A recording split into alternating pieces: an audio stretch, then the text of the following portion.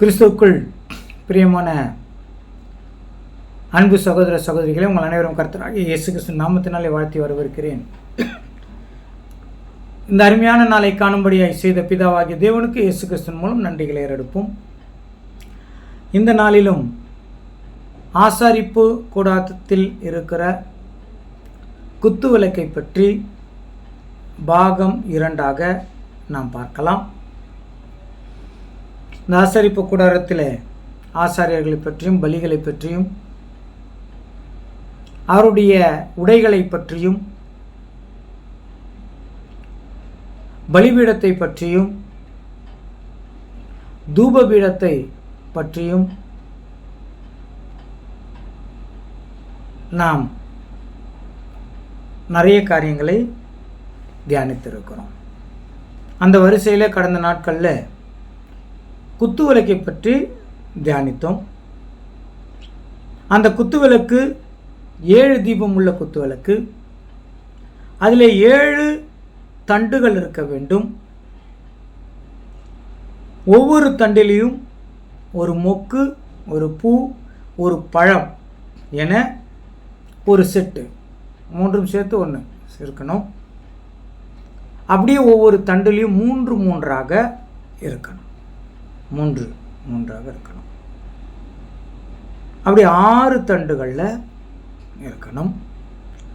அந்த 6 தண்டும் தாங்கி பிடிப்பதற்கு நடுவில் ஒரு தண்டு இருக்கணும்.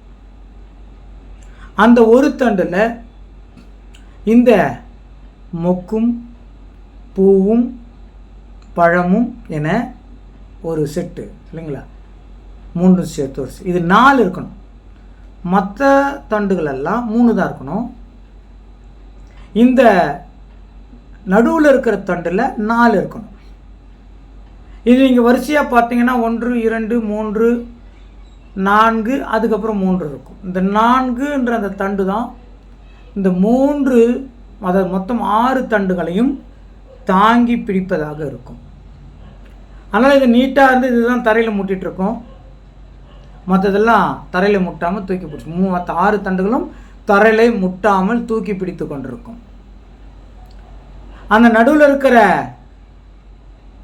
அந்த தண்டில் தான் இந்த செட்டு, அந்த மொட்டு, பூ, பழம் மொத்தம் 4 வரிசைகளாக இருக்க வேண்டும் என்று அங்கே நம்ம பார்க்கிறோம். அடுத்ததாக இது தங்கத்தினால் செய்யப்பட்டிருக்க வேண்டும். தங்கம், அது தங்கத்தில் எப்படின்னா அதை உருக்கி டெய்ல ஊற்றி டெய்ல மோல்டு பண்ணதாக இருக்கக்கூடாது. ஒவ்வொன்றையும் அதை நல்லா ஹீட் பண்ணி அடித்து அந்த ஷேப்பை கொண்டு வரதாக இருக்கணும். தங்கத்தை அடித்து தான் செய்யணும்.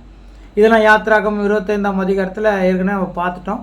இப்போ படிக்கிறதுக்கு நேரம் இல்லை. நீங்கள் புதுதாக கேட்கிறவர்கள் அதை போய் நீங்கள் கொஞ்சம் படித்து பார்த்துருங்க. யாத்திராகம் 25ஆம் அதிகாரத்தில் இதை பற்றி டீட்டெயிலு இருக்குது. அது பிறகு இந்த குத்துவிளக்கின் 7 தண்டுகள் மொத்தம் ஆயிடுச்சு. இந்த பக்கம் 3 அந்த பக்கம் 3 நடுவில் 1 7 தண்டுகளுக்கு மேலே 7 அகல்கள் கூட இருக்கணும். 7 அகல்கள் கூட இருக்கணும். இது நான் ஏற்கனவே சொன்னது போல் இது பொண்ணுனால் கோல்டில் செஞ்சுருக்கணும். இந்த எவ்வளோ கோல்டாக இருக்கணும்னா 1 தாலந்து கோல்டாக இருக்கணும்.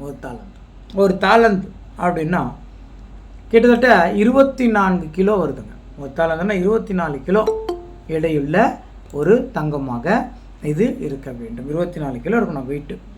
கணக்கு போட்டுங்க சரிங்களா. ஒரு சவரன்னா 8 கிராம்னு நினைக்கிறேன். 24 கிலோ அப்படின்னா எவ்வளோ சவரன் வரணும் போட்டுங்க. 24 கிலோ இருக்க வேண்டும். இந்த 24 இல்லை 34 கிலோ இருக்கணும். இந்த 34 கிலோ எதை குறிக்கிறது என்றால் கர்த்தராகிய இயேசு கிறிஸ்துவனுடைய ஆயுள் நாட்கள், பூமியில் வாழ்ந்த காலங்களை இது குறிக்கிறதாக இருக்கிறது என்றதாக நாம் பார்க்குறோம். ஓகே, இப்போ விளக்கு அப்படின்னா என்ன என்றால், விளக்கு எதை குறிக்கிறது என்றால் அது வெளிச்சத்தை குறிக்கிறது அப்படின்னு பார்க்குறோம். விளக்கு என்றால் வெளிச்சத்தை குறி, விளக்குனால வெளிச்சம் தானே, நீங்கள் லைட்டு. அதாவது விளக்கிலிருந்து ஒளி வருகிறதா வெளிச்சம் வருகிறதா என்ற கேள்வி கூட இருக்குது. சரிங்களா? விளக்கிலிருந்து ஒளி வருகிறதா வெளிச்சம் வருகிறதா? சரி, அதுக்குள்ளே நம்ம போல தேவனுக்கு சித்தமானால் அது இன்னொரு நாளைக்கு போகலாம். இப்போது 1 பேதுரு 2ஆம் அதிகாரம் 9வது வசனத்தில் இப்படியாக சொல்லுகிறார்கள். 1 பேதுரு 2:9. நீங்களோ உங்களை அந்தகாரத்தினின்று தம்முடைய ஆச்சரியமான ஒளியினிடத்திற்கு வரவழைத்தவருடைய புண்ணியங்களை அறிவிக்கும்படிக்கு தெரிந்து கொள்ளப்பட்ட சந்ததியாயும் ராஜரீகமான ஆசாரிய கூட்டமாயும் பரிசுத்த ஜாதியாயும் அவருக்கு சொந்தமான ஜனமாயும் இருக்கிறீர்கள். ஓகே, ராஜரீக ஆசாரிய கூட்டம். அப்போ அந்த மகா பரிசுத்த ஸ்தலத்துக்குள்ளே போகிறவங்க யாருங்க? ஆசாரியர்கள். அப்போ ஆசாரியர்களுக்கு மட்டும்தான் அந்த 7 தீபம் உள்ள விளக்கின் வெளிச்சம் பார்க்க முடியும், வேறு யாராலும் பார்க்க முடியாது. அதனால் அது எப்படி இருக்குதுன்னா ஆச்சரியமான ஒளியாய் இருக்கிறது. ஆச்சரியமான ஒளியின் இடத்திற்கு வரவழைத்தவர்களுடைய புண்ணியம். இப்போ இந்த ஆசாரிப்பு கூடாரம் அமைப்பு எப்படின்னா, இதில் 2 அறைகள் இருக்கும். ஒன்று பரிசுத்த ஸ்தலம், இன்னொன்று மகா பரிசுத்த ஸ்தலம். இந்த பரிசுத்த ஸ்தலத்திற்கும் மகா பரிசுத்த ஸ்தலத்திற்கும் வெளிச்சம் வருவதற்கான எந்த வழியும் கிடையாது, இல்லைங்களா? எந்த வழியும் கிடையாது. இதில் வெளிச்சம் எப்படி வரணும்னா இந்த குத்து விளக்குலேருந்து தான் அந்த வெளிச்சம் வரும். அப்போ பரிசுத்த ஸ்தலத்துக்குள்ளே நீங்கள் பார்த்தீங்கன்னா அங்கே எந்த சூரிய வெளிச்சமும் எந்த சந்திரனுடைய வெளிச்சமும் அங்கே வராது. அங்கே எந்த வெளிச்சம்தான் இருக்குன்னா இந்த குத்து விளக்கின் வெளிச்சம் மட்டும்தான் இருக்கும், வேறு வெளிச்சம் உள்ளே வராது. குத்து விளக்கிலிருந்து வரும் ஒளி மட்டுமே ஆசாரிப்பு கூடாரத்திற்கு முழுமையான நிறைவை கொடுக்கும். அதான் ஃபுல்லாக நாங்கள் அது நிறைஞ்சிருக்கோம். அந்த வெளிச்சத்தை பார்க்கிறவர்கள் ஆசாரியர்கள். நீங்களை வேறு யாரும் பார்க்க முடியாது, லேவியர் பார்க்க முடியாது, இஸ்ரவேலர்கள் பார்க்க முடியாது, ஆசாரியர்கள் மட்டும்தான் பார்க்க முடியும். இப்போ நம்ம அதை குறித்து பார்த்தோம் இல்லைங்களா? நம்மள என்ன பண்ணியிருக்கிறாருங்க? ராஜரீக ஆசாரிய கூட்டம். அப்போ ராஜரீக ஆசாரிய கூட்டம் பார்க்கிற ஒளி தான் அந்த மகிமையான ஒளி. அந்த ஒளி இப்போ யார் பார்க்குறா? ராஜரீக ஆசாரிய கூட்டமாக இருக்கிற நாம் அந்த ஒளியை பார்க்குறோம். அது எப்படிப்பட்ட ஒளினா ஆச்சரியமான ஒளி. அதை பார்க்கும்போது அதெல்லாம் உலகத்திலேயோ உலகத்தின் காரியங்களிலேயோ யோசிக்கவே முடியாது, அதை ஒப்பிட்டு பார்க்கவே முடியாது. தேவனுடைய திட்டங்களையும் தேவனுடைய செயல்களையும் தேவனுடைய நடத்தைகளையும் தேவனுடைய நடவடிக்கைகளையும் அவருடைய சிறப்பையும் அவருடைய மகிமையையும் உலகத்தோடு ஒப்பிட்டு பார்க்கவே முடியாது. அவ்வளவு மகிமையான ஒரு ஒளியாக நாம் பார்க்கிறோம். இந்த ஒளி யாரை குறிக்கிறது என்றால் 1 யோவான் 1ஆம் அதிகாரம் 5வது வசனம். 1 யோவான் 1ஆம் அதிகாரம் 5வது வசனம். தேவன் ஒளியாய் இருக்கிறார், அவரில் எவ்வளவேனும் இருள் இல்லை. தேவன் எப்படி இருக்கிறாருங்க? ஒளி. இந்த ஒளி தான் அங்கே சொல்கிறாங்க. இந்த ஒளி எப்படியாப்பட்ட ஒளின்னா ஏற்கனவே சொன்னேன் இல்லைங்களா? இதிலேருந்து வருகிற இந்த விளக்கே, இந்த விளக்கத்திலிருந்து வருகிற வெளிச்சமே சூரியனிலிருந்தோ சந்திரனிலிருந்தோ அந்த ஆசாரிப்பு கூடாரத்தில் குறிப்பாக பரிசுத்த ஸ்தலத்துக்குள்ளே வருகிற வெளிச்சம் இல்லை. இது வேறு மாதிரியான வெளிச்சம். இதுதான் பேதுரு சொல்கிறார் ஆச்சரியமான ஒளி. இந்த ஒளி யார் என்றால் பிதாவாகிய தேவனை குறிக்கிறது. இந்த ஒளி மனுஷர்கள் பார்க்கிற ஒளியாக இல்லை. அதை நம்ம புரிஞ்சுக்கிறோம். இந்த ஒளி எப்படிங்க? மனுஷர்கள் பார்க்கிற ஒளியாக இல்லை. மாறாக இந்த ஒளி எப்படி இருக்கிறது என்றால் ஒரு வசனம் இருக்குது பாருங்கள். 1 தீமோத்தேயு 2ஆம் அதிகாரம் 16வது வசனம்.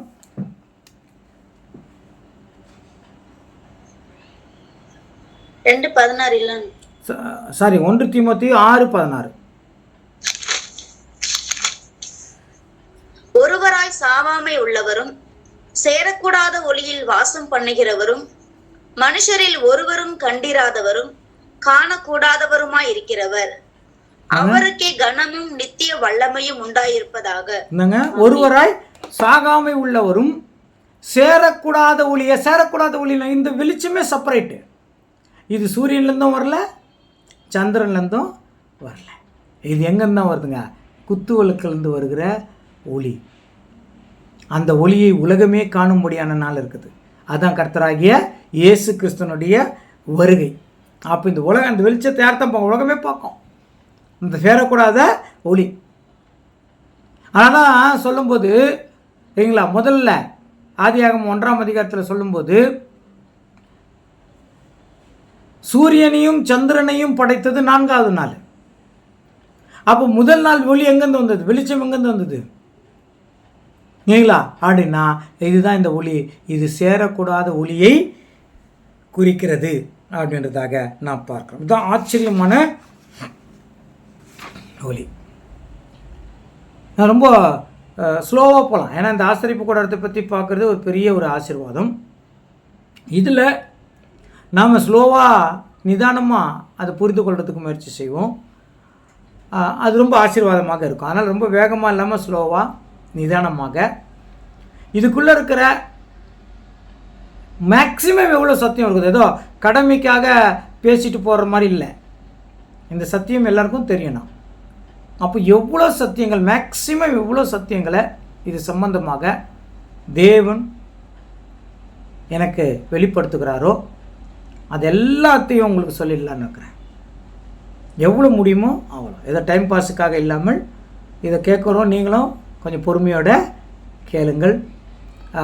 அதனால் இது எதோ நேரத்துக்கு போக்குவதுக்காகவோ கடமைக்காகவோ இதை பண்ணலை.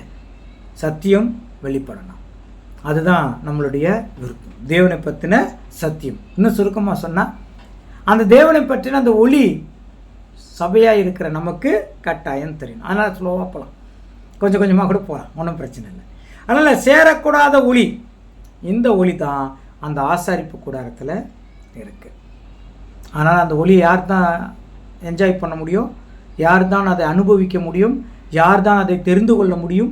யார் தான் அதை புரிந்து கொள்ள முடியும்னா சபை, சரீரமாகிய சபை தான் புரிந்து கொள்ள முடியும்.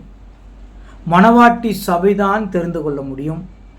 இயேசு கிறிஸ்துவுக்கு உண்மையான சீடர்கள் மட்டும்தான் அதை உணர்ந்து கொள்ள முடியும். ஆச்சுங்களா? ஓகே. இப்போ அடுத்தது நம்ம முதல்ல பார்த்த மாதிரி 9, அதாவது 6 6 3 தண்டுகள் இருக்கணும். மொத்தம் 6, நடுவில் ஒரு தண்டு, மொத்தம் 7 தண்டுகள் இருக்கணும். இந்த நடுத்தண்டு 4வது தண்டு வரும் இல்லையா? இந்த நடுத்தண்டை விட்டுருவோம். அந்த தண்டுகளுக்கு அந்த பக்கம் 3, இந்த பக்கம் 3 தான் கணக்கு. அந்த குத்து விளக்கில் மொத்தம் 7 தண்டுகள். இது எப்படி கணக்கு வருதுன்னா, நடுவில் ஒரு தண்டு இருக்கும், அது இந்த பக்கம் 3, அந்த பக்கம் 3.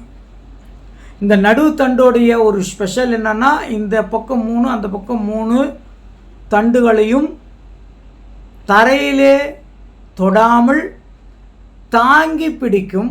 இந்த தண்டு மட்டும் தரையில் மோதி இருக்கும். புரியுங்களா? இப்போ பாதி புரிஞ்சிருக்கலாம் உங்களுக்கு. இந்த தண்டு மட்டும் தரையில் மோதி இருக்கும், ஆனால் மற்ற தண்டுகளெல்லாம் தரையில் போடாமல் தாங்கி பிடிக்கும். ஓகே. இந்த தண்டுகளில் ஒரு மொக்கு, ஒரு பூ இருக்கணும், ஒரு பழம் இருக்கணும். இதில் பொது மொழிபெயர்ப்பிலும் ஆங்கில வேதாகமும் இதிலெல்லாம் வேறு வேறு மாதிரி இருக்குது. ஓகே, அந்த சப்ஜெக்ட் வரும்போது அதை பற்றி நம்ம பார்த்துக்கலாம். இப்போ அதில் 3 இருக்கணும், ஒரு செட்டு, அதுதான் ஒரு செட்டு. அப்போ ஒரு தண்டில் 3 இருக்கணும், ஒரு தண்டில் 3 இருக்கணும். 3 செட்டு வச்சுக்கோங்க. அதாவது ஒரு செட்டு 3 இருக்கணும், ஒரு செட்டுக்கு 3ஆக அது இருக்கணும். யாத்திராகமும் 25:33. யாத்திராகமும் 25:33.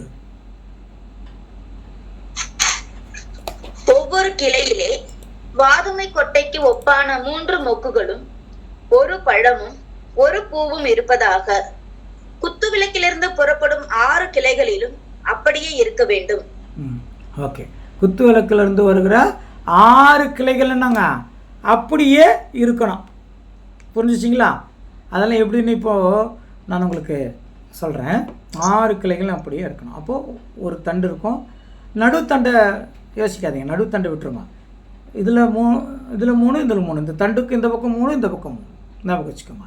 ஒரு தண்டில் 3 இருக்கிற ஒரு செட் இருக்கணும். என்னென்ன? மொக்கு, பூவு, பழம் இருக்கணும். ஆச்சுங்களா? அந்த மாதிரி ஒரு தண்டுக்கு 3 இருக்கணும். அப்போது இதில் மொத்தம் 3, இந்த பக்கம் 3 இருக்கணும். ஆனால் இந்த நடுவில் இருக்குது இல்லைங்களா, அதில் மட்டும் 4 இருக்கணும்.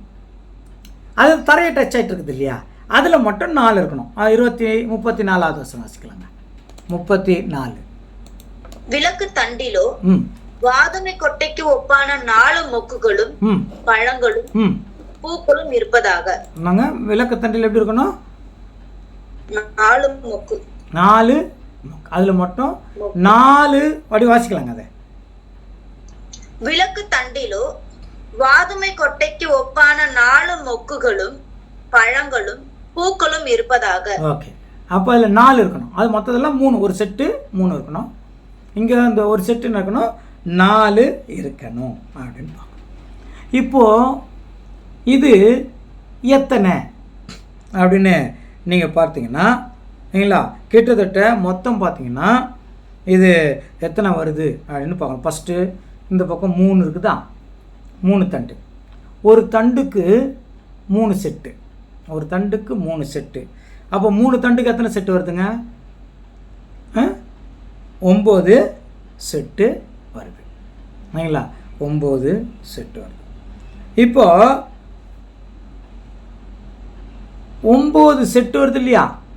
இப்போ ஒரு செட்டுக்கு எத்தனை சொன்னோம்? 3. அப்போ 9 செட்டுக்கு எத்தனை வருது? 27 வருது. அது எத்தனை? 27. 9 செட்டுக்கு 27 வருது. அந்த 27 எதெல்லாம் 27 அப்படின்னா இல்லைங்களா, மொத்தம் இது பிரிச்சுக்கணும். ஃபஸ்ட்டு ஒரு இதில் 3 இருக்குது இல்லைங்களா, 3 மொட்டு, 3 பூவு, 3 பழம். சரிங்களா? அப்போது மொத்தம் 6 இருக்குது. அதாவது 3 செட்டு இருக்குது. இப்போ 18 அங்கே வருது. இதெல்லாம் கால்குலேட் பண்ணி பார்த்தீங்கன்னா அங்கே எத்தனை வருது தெரியுங்களா? ஒரு செட்டுக்கு கால்குலேட் பண்ணி சொல்கிறீங்களா? ஒரு செட்டுக்கு 3 இருக்குது. சரிங்களா? 3னா 9 ஐட்டம் அங்கே இருக்குது. 9 ஐட்டம். அப்போ 3 செட்டுக்கு எவ்வளோ ஐட்டம் வருதுங்க? 9 27 வருது. அதில் நீங்கள் கால்குலேட் பண்ணி எடுத்துங்க. எத்தனை மொக்கு இருக்குது, எத்தனை பூ இருக்குது, நீங்களா எத்தனை தண்டு இருக்குது, சாரி பழம் இருக்குது அப்படின்னு கால்குலேட். மொத்தம் 27 வருது. 9 27 இல்லையா? ஓகே, 27 அங்கே வருது. அப்போ 27 வருதுன்னா அங்கே எல்லாத்துலையும் எத்தனை வருதுங்க? 9 வருது ஒரு தண்டுக்கு. இந்த 27 வந்துருச்சா? இப்போ நடுவில் எத்தனை இருக்குதுங்க? 4 இருக்குது. கரெக்டாக? முதல்ல நடுவில் 4 இருக்குது. அப்போ 4 செட்டு. ஒரு செட்டுக்கு 3னா 4 செட்டுக்கு எவ்வளோ வருதுங்க? 12. அப்போ 27 12 சேர்த்தா எவ்வளோ வருதுங்க? 27 12 சேர்த்தா எவ்வளோ வருது? 39 வருது. சரிங்களா? 39. இது எதில் ஆயிடுச்சு? ஃபஸ்ட்டு 3 தண்டு ப்ளஸ் 4வது தண்டு சேர்த்து 39. இப்போ மீதி எத்தனை தண்டு இருக்குது? 3 தண்டு இருக்குது. மொத்தம் 7 தண்டு இல்லையா? 4 போயிட்டால் 3 தண்டு. இப்போ இந்த 3 தண்டில் எத்தனை மொக்கு இருக்கும் அப்படின்னா முதல்ல பார்த்த மாதிரி தான். 27 அந்த மொக்கு, பூவு, கனி, பழம் எல்லாம் இருக்கும். அப்போது 39 ப்ளஸ்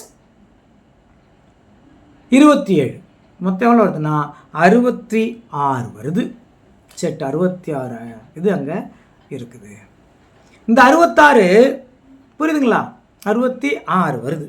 இந்த 66 எதை குறிக்குது அப்படின்னா இது பைபிளை குறிக்கிறது அப்படின்னு சிலர் சொல்கிறாங்க. ஆனால் இது மேலோட்டமாக பார்த்தா பைபிளில் குறிக்கிற மாதிரி இருக்குது. ஆனால் கொஞ்சம் ஆழமாகவும் பார்க்கணும். ஆழமாகவும் பார்த்தா அதுக்கு ஒரு விளக்கம் நம்மளுக்கு கிடைக்கும். வேதத்தை 2 வகையில் பார்க்கலாம் இல்லையா?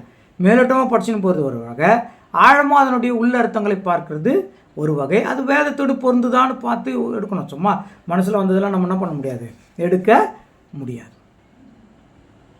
ஃபார் எக்ஸாம்பிள் பார்த்தீங்கன்னா, நடுவில் இருக்கிறதுக்கு லெஃப்ட்டு ரைட்டுன்னு 2 பாகங்கள் அங்கே இருக்கிறது. இப்போ இந்த நடுவில் இருக்கிறது என்னன்னு புரியணும். அப்போ தான் அந்த லெஃப்ட்னா என்ன, ரைட்டுன்னா என்னன்னு புரியும். ஓகேங்களா? இப்போ பாருங்கள், இந்த கால்குலேஷன் எப்படி எடுத்தோம்னா, ஃபஸ்ட்டு 1 2 3 தண்டு, 3 தண்டுக்கு 27 அங்கே சொல்லப்பட்டுடுச்சு.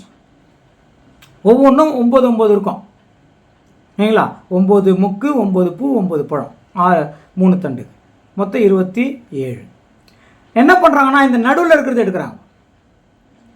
நடுவில் ஒன்று தரையில் மூட்டிகிட்டு இருக்குமே, அதான சென்டர் பாயிண்ட்டு, அதில் 4 இருக்கும், அங்கே 12 இருக்குது. இதை சேர்த்துட்டு 39. இப்போ 39னா பழைய ஏற்பாடு, 27 புதிய ஏற்பாடு. இது கரெக்டாக வருது இல்லையா கால்குலேஷன்றாங்க. இப்போ கேள்வி என்னென்னா, இந்த பக்கம் 27, நடுவில் இந்த 12 வந்து பொதுவாக நிற்கிது.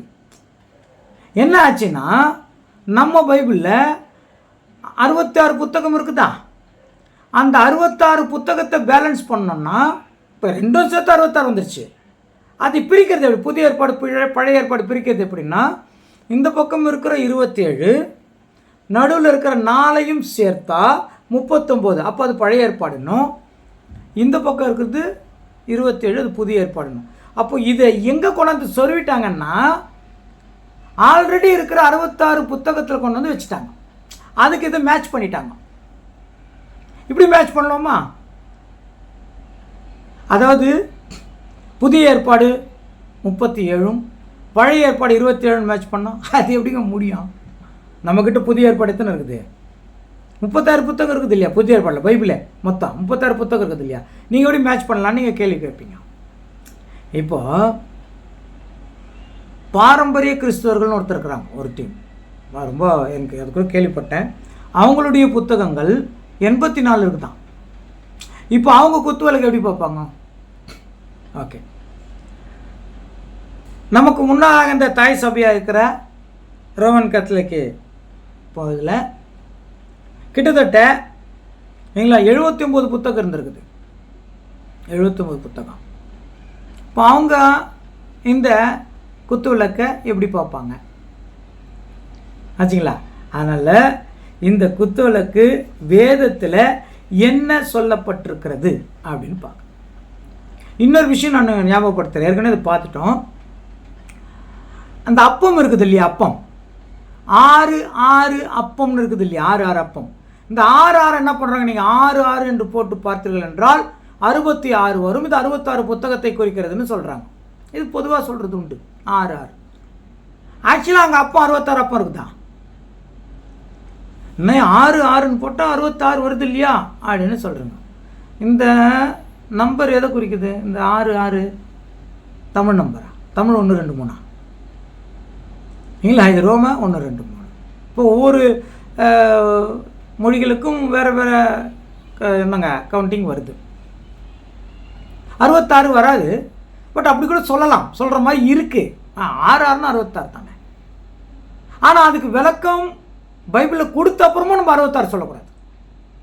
கரெக்டாக நீங்கள் அங்கே 6 6 அப்போ இருக்குது இல்லையா, நீங்கள் 6 6ஐயும் கவுண்ட் பண்ணுங்கள், ஒன்று ஒன்றா என்ன வரும்? 12 தான் வரும். 66 எப்படி வரும்?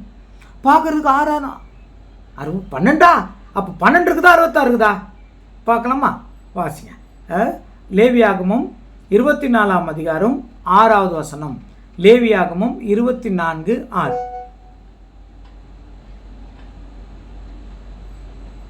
அவைகளை நீ கர்த்தருடைய சந்நிதியில் பரிசுத்தமான மேஜையின் மேல் 2 அடுக்காக ஒவ்வொரு அடுக்கில் அவ்வாறு அப்பம் இருக்கும்படியாக வைத்து. அவ்வாறு அப்பம்னா 6 6 அப்பம் இருக்கணும் சரிங்களா? மேல் வசனம் ஒன்று வாசிங்க, மேல வசனம் 5வது வசனம். அன்றியும் நீ மெல்லிய மாவை எடுத்து அதை 12 அப்பங்களாக சுடுவாயாக. ஒவ்வொரு அப்பம் மரக்காலிலே 10ல் 2 பங்கு மாவினால் செய்யப்பட வேண்டும். ஓகே, இப்போ எத்தனை அப்பம் சுட சொன்னாங்க? 12 அப்பம். அது எப்படி அடுக்க சொன்னாங்க? 6 6 அப்பமாக அடுக்கு. இப்போ இப்படி யோசிக்கணும். இப்போ பார்த்தீங்களா 66 வரல, 12 வருது. சரி, இப்போ இந்த 6 6 அப்போ எப்படி பிரிக்கிறது? புதிய ஏற்பாடு பழைய ஏற்பாடு எப்படி பிரிப்பீங்க? அப்போ இது மேட்ச் ஆகலை. அந்த 66 புத்தகம் தான் அதை குறிக்குது, அப்பத்தை குறிக்குது, மேட்ச் ஆகலை. அப்படியே இந்த மொக்கு செட்டு பார்த்தோமே, மொக்கு பூவு பழம், இது 66 வருது அங்கே. ஆனால் அந்த 66 பைபிளை தான் குறிக்குதுன்னு எப்படி சொல்ல முடியும்? ஒரு கேள்வியோடு இது யோசிக்கணும். ஒரு சின்ன விஷயம் வந்தாலும் அது பார்க்குறதுக்கு ஒரு பிரைட்னஸ் மாதிரி இருந்தாலும் மேலோட்டமாக ஆழமாக பார்க்க வேண்டியது அவசியமாக இருக்குது. ஓகே, இப்போ ஆழமாக நம்ம பார்க்கலாம். பைபிளோட வரலாற்றை பார்க்கணும். பைபிளில் மொத்தம் 4 பாகம். 1 ஆகமங்கள், தீர்க்க தரிசன புத்தகங்கள், ராஜாக்களின் புஸ்தகங்கள், சங்கீத புஸ்தகங்கள், இதுதான் இருக்குது. இயேசு கிறிஸ்து இந்த காலத்தில் பயன்படுத்தப்பட்ட பழைய ஏற்பாடு 24 புத்தகங்கள். இயேசு கிறிஸ்து காலத்தில் பயன்படுத்தப்பட்ட பழைய ஏற்பாடு 24 புத்தகங்கள். யூதருடைய இப்போ இயேசு கிறிஸ்து காலத்துக்கு அப்புறம் கூட கொஞ்ச நாள் அது வந்துருந்தது, கண்டினியூ ஆச்சு. 24 புத்தகங்கள் தான் அவங்க பயன்படுத்தினாங்க. அதே நேரத்தில் அந்த 24 புத்தகங்களும் 3 பாகங்களுக்குள்ளே இருந்தது. 3 பாகம்தான். பழைய ஏற்பாடு ஃபுல்லாக 3 பாகம்தான். அது 24 வச்சுருந்தாங்க. அது என்னென்ன பாகம் அப்படின்னா இயேசு கிறிஸ்து சொல்கிறார். லூக்கா 24:44. லூக்கா 24:44.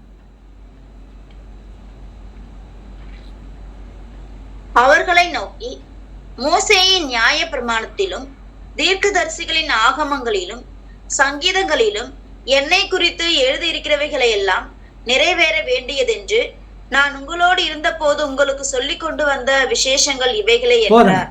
அதனால அவர் இயேசு கிறிஸ்து இது சொல்றாங்க. மூணு பகுதிகள், 3 பாகங்கள் வச்சுக்கோங்களேன். ஆகமங்கள் 5, தீர்க்க தரிசன புஸ்தகங்கள் 8, சங்கீத புஸ்தகங்கள் 11. அதெல்லாம் ஏற்கனவே நான் சொல்லியிருக்கிறேன். வேதத்தை கற்பது எப்படின்ற ஒரு பகுதியில் அது எதெல்லாம் சங்கீத புஸ்தகமாக இருக்குது, நம்மளுக்கு எப்படிலாம் மாற்றிருக்கிறாங்க, தீர்க்க தரிசன புஸ்தகங்கள் எப்படி மாற்றிருக்கிறாங்க. இதில் இன்னொன்று சேர்ந்துச்சு, சரித்திர புத்தகம், அது ராஜாக்கள் புத்தகம். அவர் ராஜாக்கள் புத்தகம் எப்படி இதில் பிரித்தாங்க. இப்படிலாம் பிரிச்சுட்டு காலப்போக்கில் பழைய ஏற்பாடை 39 புத்தகங்களாக மாற்றினாங்க. 39 புத்தகங்கள். அதன் பிறகு புதிய ஏற்பாடு காலம் வந்த பிறகு நிறைய புத்தகங்கள் இருந்தது. அந்த புத்தகங்கள்லாம் சேர்த்து கிபி 300க்கு அப்புறம், அதாவது 3ஆம் நூற்றாண்டு, கிபி 3ஆம் நூற்றாண்டில் 79 புத்தகம் தான் ஃபுல் புக்கு. புதிய ஏற்பாடு பழைய ஏற்பாடு இரண்டும் சேர்த்து 79 புத்தகங்கள் என்று கொண்டு வந்து அது தான் போயிட்டே இருந்தது. ஒரு 100 வருஷத்துக்கு அது போச்சு. 100 வருஷத்துக்கு அப்புறம், அதாவது 13ஆம் நூற்றாண்டிலிருந்து 3ஆவது நூற்றாண்டிலிருந்து 4ஆவது நூற்றாண்டு வரும்போது 3 புத்தகம், அது 13 புத்தகங்கள் எடுத்துட்டாங்க. 3ஆம் நூற்றாண்டிலிருந்து 4ஆம் நூற்றாண்டு வரும்போது 13 புத்தகங்கள் எடுத்துட்டாங்க. இதில் 79லிருந்து 13 புத்தகங்கள் எடுத்துட்டாங்க. ஏன் எடுத்தாங்கன்னா, இந்த புத்தகங்கள் எதுவும் அப்போஸ்தலர்கள் கோடிட்டு காட்டவே இல்லை, எந்த தீர்க்கதரிசியும் அங்கீகரிக்கவே இல்லை, இயேசு கிறிஸ்துவும் இந்த புத்தகத்தை பற்றி ரிப்பீட் பண்ணவே இல்லை எங்கேயும். ஆகையினால் இது எதுக்கு, இது சேர்க்கப்பட்ட புத்தகம் என்று சொல்லி தள்ளிட்டாங்க.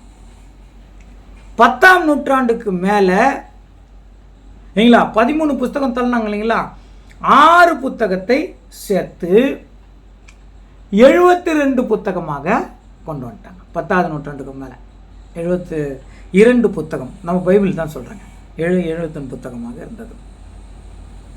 18ஆம் நூற்றாண்டில் பைபிள் சொசைட்டி ஆரம்பிக்கும் போது மீண்டும் நிறைய புத்தகங்களை வேக வேகமாக தள்ளிட்டு, ஏனென்றால் உலகம் முழுவதும் பைபிள் படிக்கக்கூடாதுன்னு ஒரு சட்டம் இருந்தது. அவள் பைபிள் சொசைட்டி ஆரம்பித்தது எங்களை 18ஆம் நூற்றாண்டில் ஆரம்பிக்கும் போது வேகமாக உலகம் முழுவதும் வேதம் போயிடணும், எப்படியாவது அந்த தடைக்காலம் இல்லாமல் ஆயிடுச்சு அந்த காலம். அதெல்லாம் நம்ம ஏற்கனவே பார்த்தோம்.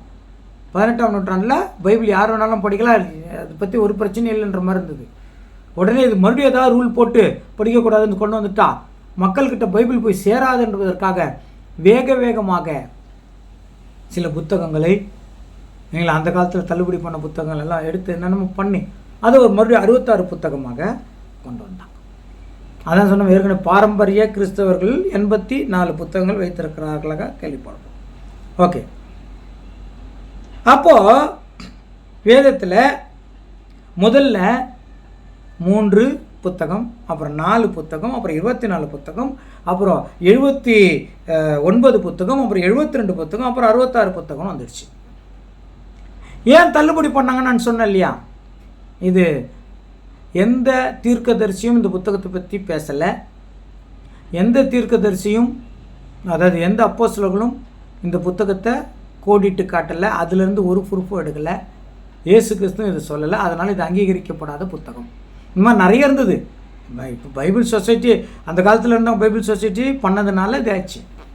அப்புறம் இன்டர்நேஷ்னல் பைபிள் சொசைட்டி 18ஆம் நூற்றாண்டில் ஆரம்பித்தாங்க இல்லைங்களா? அப்போ அவங்க 66 புத்தகம் பண்ணாங்களா? இப்போ கடந்த 20 ஆண்டுகளாக ஒரு விஷயம் ஆராய்ச்சிக்குள்ளே இருக்குது. அது என்னென்னா, எஸ்தர் புஸ்தகமும் உன்னத பாட்டு புத்தகமும் தேவனுடைய புத்தகமாக எடுக்க முடியாது. அதே காரணம்தான். இந்த 2 புத்தகத்திலும், உன்னத பாட்டிலும் எஸ்தரிலும் தேவனை பற்றி ஒரு வார்த்தையும் இல்லை. தேவனுடைய நியாயப்பிரமாணங்கள், முறைமைகள், அதை பற்றின ஒரு ஒழுங்கு சட்ட திட்டங்கள் ஒன்று கூட அங்கே இல்லை அப்படின்னு என்ன பண்ணிட்டாங்க, அங்கே முடிவு பண்ணாங்க. இப்படி இருக்குது, இந்த மாதிரி நிலையில் இருக்கிறது என்று அங்கே பார்க்குறோம். இன்னும் தெளிவாக நம்ம பார்க்கணுன்னா, உன்னத பாட்டு எஸ்தர் புஸ்தகத்தை இயேசு கிறிஸ்துவும் எங்கும் சொல்லலை. அப்போஸ்தலர்களும் அந்த புஸ்தகத்தை பற்றி சொல்லலை. அதில் இருக்கிற வசனங்கள் கூட கோடிட்டு காட்டவே இல்லை. அப்போ மற்ற புஸ்தகங்கள் எப்படி தள்ளினாங்களோ இந்த 2 புத்தகத்தையும் நான் நினைக்கிறேன் இன்னும் 10 வருஷத்துக்குள்ளே தள்ளிடுவாங்க. அதை நம்ம காலத்திலே அது தள்ளுபடி ஆகிடும். இதுதாங்க பைபிளில் இருக்குது, இதுதான் ஒரிஜினல் சொல்கிற காலம் வரப்போகிறது. ஏனென்றால் அது ஆய்வுக்குள்ளே வைத்திருக்கிறார்கள், தள்ளிடுவார்கள். அப்படி தள்ளிட்டா இந்த குத்து விளக்கு இருக்கிற அந்த மொக்கு, பூவு, பழம் இதெல்லாம் 66 புத்தகத்தை குறிக்கிறது என்று சொல்ல முடியாது. புரிஞ்சுச்சிங்களா? அப்போ இது எதைத்தான் சொல்லலாம்? ஏதோ ஒரு காரணம் இருக்கணும் இல்லையா? அப்போ இது எதைத்தான் குறிக்கிறது இந்த குத்துவிளக்கு இல்லைங்களா என்று நாம் பார்த்தோம்னா, இந்த குத்துவிளக்கை பற்றி வெளிப்படுத்தலில் சொல்கிறாங்க. வெளிப்படுத்தல் 1ஆம் அதிகாரம் 12-13 வசனங்கள். வெளிப்படுத்தல் 1ஆம் அதிகாரம் 12-13 வசனங்கள். அப்பொழுது என்னுடனே பேசின சத்தத்தை பார்க்க திரும்பினேன். திரும்பின போது 7 பொன் குத்து விளக்குகளையும் அந்த 7 குத்து விளக்குகளின் மத்தியிலே நிலையங்கி தரித்து மார்பருகே பொற்கச்சை கட்டியிருந்த மனுஷகுமாரனுக்கு ஒப்பானவரையும் கண்டேன். பாத்தீங்களா? இப்போ அதே குத்து விளக்கு இங்க சொல்றாங்களா? ஓகே, இப்போ 20வது வசனம். என் வலது கரத்தில் நீ கண்ட 7 நட்சத்திரங்களின் ரகசியத்தையும் 7 பொன் குத்து விளக்குகளின் ரகசியத்தையும் எழுது. அந்த 7 நட்சத்திரங்களும் 7 சபையின் தூதர்களாம். நீ கண்ட 7 குத்து விளக்குகளும் 7 சபைகளாம். இது 7 சபைகளை குறிக்குது. அதுக்கு வசனம் இருக்குது. ஆனா 66 புத்தகத்தை குறிக்குதுன்னு வசனம் இல்லை. இந்த குத்து விளக்கு 66 புத்தகத்தை குறிக்குதுன்னு வசனம் இல்லை. ஆனா 7 சபைகளை குறிக்குதுன்னு வசனம் இருக்குது. புரிஞ்சுங்களா? அப்போ இந்த 7 சபைகளும் பழைய ஏற்பாட்டிலிருந்து இருக்கிற சபைகள் பற்றி வரல. புதிய ஏற்பாட்டு காலத்தில் இருக்கிற சபைகள் அங்கேயே போட்டாங்க. எபேசு சபை, பெர்கமு சபை, லவோதிக்கா சபை வரைக்கும் போட்டாங்க. அப்போ இந்த 7 குத்துவிளக்குகள் 7 சபைகள். இந்த 7 சபைகளும் கிறிஸ்துவுக்கு பிறகு வந்த காலங்கள் தான், அதாவது புதிய ஏற்பாட்டு காலங்கள் தான் குறிக்குது. அப்போ இந்த குத்துவிளக்கு புதிய ஏற்பாட்டு காலத்தையும் சபையும் குறிக்குதுன்றதுக்கு வசனம் இருக்குது. இதை அடிப்படையாக வச்சு இந்த குத்துல இருக்கிற மற்ற விஷயங்களை நம்ம தியானிக்கலாமா? தேவனுக்கு சித்தமானால் வருகிற நாட்களில் இது குறித்து தியானிக்கலாம்.